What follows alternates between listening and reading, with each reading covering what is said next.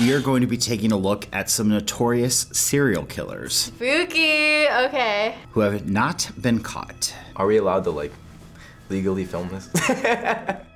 All right, it's a little scary, but. This desolate strip of wildlife preserve on the south shore of Long Island is giving up dead bodies at an alarming rate. 3 found just this week, 1 last week, 4 more last December. He hid them all in the same place? This is a very close community, and you know, we leave our doors unlocked. Watch it, Tim. He's probably the serial killer. Leaving your door unlocked. Maybe you should start locking his doors. The 4 discovered last December identified as escorts who advertised on Craigslist. They're all young. 11 days ago, and 3 more found on Monday. Police appear to be working with very few clues, despite the number of bodies and the multiple crime scenes. Experts think that may mean the killer is familiar with police procedure. Either he knows what he's doing and understands what crime scene investigation is all about, or he's just been lucky up until now. It's always the smart ones. How do they not find this person? And you don't even know if it's a guy either.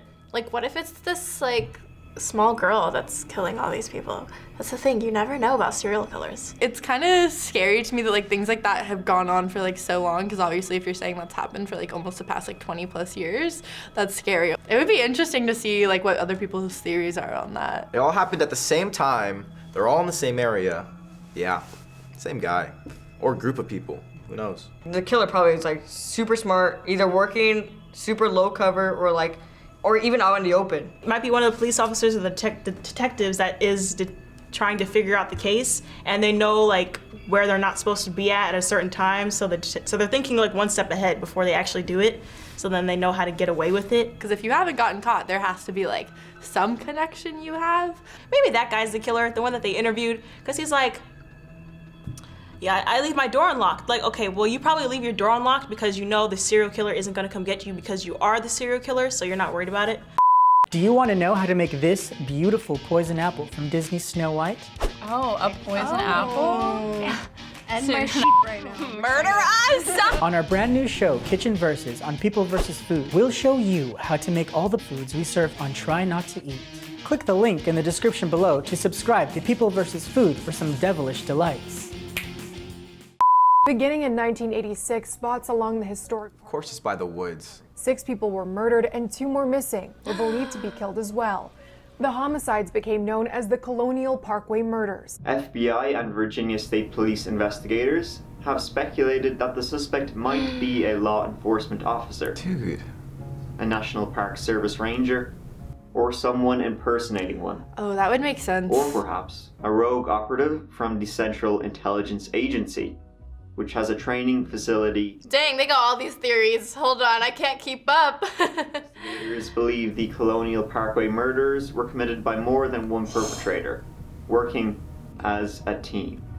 Oh, multiple people. I liked that last theory, that it was multiple killers working as a team, because that's so many. I mean, that would make more sense though. I don't feel like one person could like kill a couple. I mean, maybe, but like. So maybe it was a couple that killed other couples. Why would someone want to kill couples? I don't know why they were specifically getting couples though. Maybe they were like, oh, 2 for 1 special, like they're already together. Or maybe they were just so jealous. I'm just saying he fell really in love, got his heart broken, and then just started acting crazy. I feel like maybe it was someone who was like spiteful and maybe like didn't have that like ability to like connect with people, so definitely something of that nature. So I don't know if that's like a thing of like maybe potentially like jealousy or like just like their own unhappiness in their own life. In the 1980s, a mystery crept along major highways and isolated truck stops. 2 weeks ago, authorities discovered the badly decomposed body of a red-haired woman in Cheatham County near Nashville. Weeks passed, and more women were found dead. Now authorities agree. Oh, he only kills people with red hair? Redheaded victim. Public attention just really drew to this idea of one man killing all of these redheads. Oh the my media gosh. dubbed it the Redhead Murderers. Redhead Another Murders. break in the case. 2019? Wow. We discovered that DNA located on her body and material that she was wrapped in contained the DNA of Jerry John. What should have been a major break was a bust. Jerry Johns, a former truck driver, was dead. No! He died in prison, serving time for assaulting, kidnapping, and attempting to kill a young, red-haired woman in Knoxville back in 1985. Wait, what? The fact that the man that they, like, investigated was also a redhead was kind of interesting. Redheads? Why the redheads? Leave them alone. What did they do? He got something against his own kind. This guy's a psychopath for killing only redheads. If they found his DNA too on that lady, yeah, this is connected. It's all him. I don't mean to put the blame all on him, but I'm putting the blame all on him. Maybe he had like one bad relationship with like one redhead woman and he's just like, all right, I'm just gonna kill a whole bunch of redheads. I think he was probably the killer of like the first couple, and then maybe somebody who knew him was trying to finish off what he had started. What if it was something as simple as like, he like a redhead broke his heart, you know? And so he just starts killing a bunch of redheads.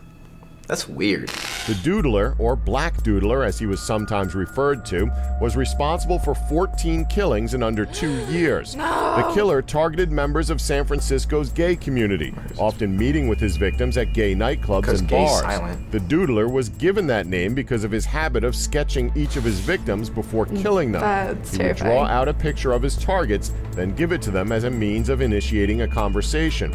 This would often lead to them leaving with the Doodler before engaging in sex and then being stabbed to death. There were 3 survivors of the Doodler's assaults, which did result in the apprehension of a murder suspect.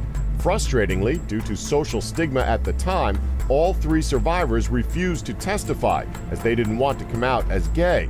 This resulted in the suspect walking freely, his identity never revealed. That's insane. I mean, I understand the fear from their perspective, but at the same time, that's, if like people in your community are being like harmed and affected, I feel like that's, but also in the 70s, that's a really hard decision to make. Who cares? I mean, I get like back in the day they cared more, but like at that point, it's like you should probably say something. I think definitely that era of like stigmatization around this time definitely made it more difficult to solve, but at the same time, like, you can't really judge the people for not coming forward just because of like, that is such a personal and like intense thing to become public, especially if they were not like in the 70s, I don't think like being gay was acceptable. Damn, that's so tricky. Especially back then. Coming out was probably way harder than it is now. 3 people to not want to testify against this killer, an actual killer. Like, hello? Maybe like they knew the person and then like they didn't want to say anything, trying to protect their identity because they know them personally or something. Some serial killers have like this charming factor, and I feel like they need something to draw them in, you know, draw their victims in. And so I think he's probably like a smooth talker who's like, yo, can I draw your picture? Draws the picture. All right, let's go back to my room. Blah, blah, blah, blah. And then boom, gets stabbed. I think it's really unfortunate that these cases were not solved, especially like the last one I think was a little bit like, it's a very difficult thing to like look at and like listen to because obviously given the circumstances. And then watch next week, we're gonna see someone in Long Island killed again, knock on wood. How does it feel to know these killers could still be out in the loose? Yeah, it's just a little unsettling, but the thing is you kind of have to move on and hope for the best and hopefully you're not one of the victims. And just keep watching your back. Well, I already don't go anywhere by myself, but now I got my pepper spray on hand. Don't F with me, guys. We just gotta watch our back, you know? Don't trust anyone. They're all probably like old. Probably have like some sort of like back problem or something like that. I think it definitely makes me more like nervous to be a human, but at the same time, like I'm not gonna stop living my life. Thanks for watching this episode of React. Do you have any theories about these cases? Let us know in the comments. Don't forget to subscribe for more episodes like this one. Bye. I hate watching scary things, but I love learning, like listening to them. But then after I'll be like, I'll regret it. Because then it keeps me up at night. What a sad world.